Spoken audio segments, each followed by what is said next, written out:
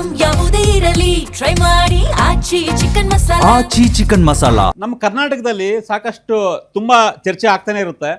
RSS ban ಮಾಡಬೇಕಾಗುತ್ತೆ, RSS register ಮಾಡಿಸಿಲ್ಲ, ಇದೆಲ್ಲವೂ ಕೂಡ ವಿವಾದ ಆಗಾಗ ಬರ್ತಾನೆ ಇರುತ್ತೆ.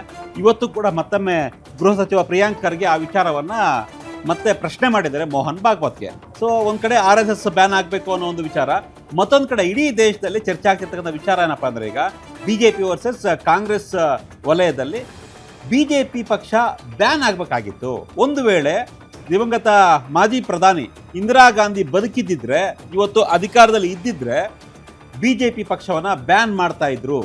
ಈ ರೀತಿಯ ಮಾತನ್ನು ಹೇಳಿರ್ತಕ್ಕಂಥದ್ದು ಕಾಂಗ್ರೆಸ್ನ ಹಿರಿಯ ನಾಯಕ, ಕಾಂಗ್ರೆಸ್ನ ಮಾಜಿ CM, ರಾಜಸ್ಥಾನದಲ್ಲಿ CM ಆಗಿದ್ರು ಅಶೋಕ್ ಗೆಹ್ಲೋಟ್ ಈ ಒಂದು ಮಾತನ್ನು ಹೇಳಿ ಈಗ ವಿವಾದಕ್ಕೆ ಕಾರಣ ಆಗಿದ್ದಾರೆ.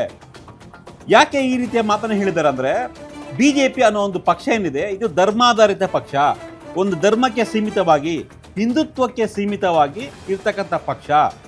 ಆಸ್ ಪರ್ ಕಾನ್ಸ್ಟಿಟ್ಯೂಷನ್ ಪ್ರಕಾರ ಯಾವುದೇ ಒಂದು ಪಕ್ಷ ಒಂದು ಧರ್ಮಕ್ಕೆ ಸೀಮಿತ ಆಗಿರಬಾರ್ದು. ಆದರೆ BJP ಧರ್ಮಾಧಾರಿತ ರಾಜಕಾರಣವನ್ನು, ಹಿಂದುತ್ವದ ಅಡಿಯಲ್ಲಿ ರಾಜಕಾರಣವನ್ನು ಮಾಡ್ತಾ ಇದೆ.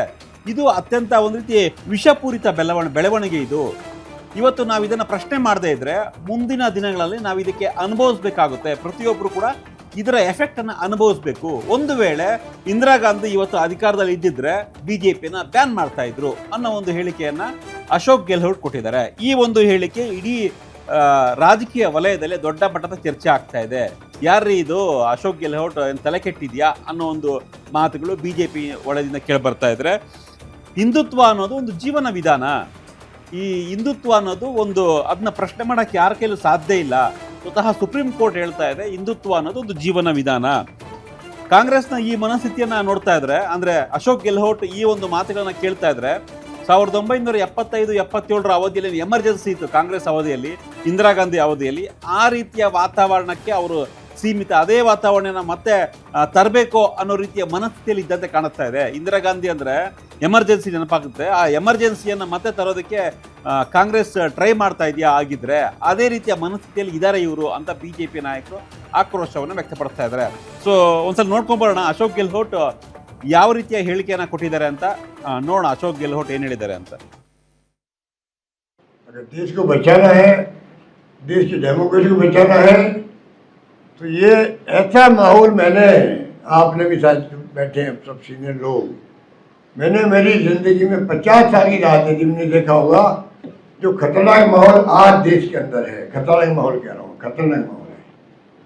अब भी नहीं संभला देश तो देश खुद भुगतेगा बाद में, देशवासी भुगतेंगे. युवा पीढ़ी का कोई भविष्य नहीं होगा, हालात बड़े गंभीर हो जाएंगे. इसलिए चाहिए, युवा पीढ़ी जिम्मेदार ज़्यादा है, इतना उनको भी माफ़ नहीं करेगा. आप क्या करे थे, युवा थे तुम. कांग्रेस पार्टी महात्मा गांधी की पार्टी है.